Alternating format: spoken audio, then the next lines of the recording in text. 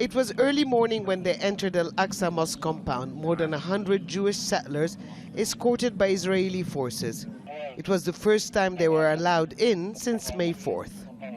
Palestinians under the age of 45 were barred from entering the complex well before their arrival, and those who were already inside were cleared out.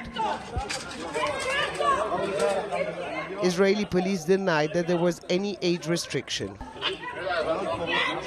Those who opposed the orders were detained, including 4 from the Islamic Waqf that oversees the site. They were later released with conditions. Tensions in occupied East Jerusalem have been running high since the beginning of the month of Ramadan in mid-April. It led to the 11 days war with Gaza. Ahmed was filming a young man being beaten up by police on April 28th, so bad that he had to be taken to hospital with broken ribs. In the mayhem, she didn't realize it was her son Ahmed. I only found out it was him after the ambulance took him away. Imagine, I was filming and didn't realize it was my own son.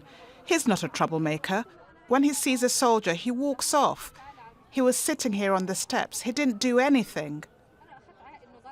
Border guards are stationed in 3 locations overlooking Damascus Gate, the main entrance to the old city. Here, tempers flare up at a short notice. 2 teenagers were held as we were standing by.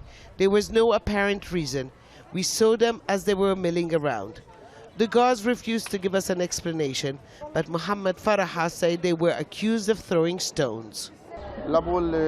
Everything is filmed here. They didn't throw anything. The soldier told me they didn't have an ID. They will take them to the police station and the parents can pick them up from there. Incidents like this happen several times a day on a daily basis, and sometimes it's difficult to know why. For Palestinians, this is part of a concerted effort to slowly push them out of their part of the city.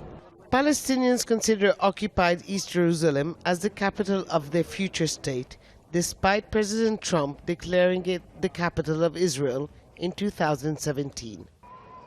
Since then, illegal settlements have expanded, and here in occupied East Jerusalem, the settlers are more and more visible. In nearby Sheikh Jarrah, several Palestinian families continue to be threatened with forced expulsion. Israeli police have blocked access to the area to all non-residents, which means that Mahal Kurdi could only see her friends briefly under the watchful eye of the police. My friends came to visit, but they're not allowed past this checkpoint. But Jews are allowed to move freely. If we go out, we risk not being allowed to come back home. So I speak to my friends from behind the checkpoint. The ceasefire with Gaza is holding, but it will remain a fragile one as long as tensions continue to run high in East Jerusalem. Huda Abdelhamid, Al Jazeera in occupied East Jerusalem.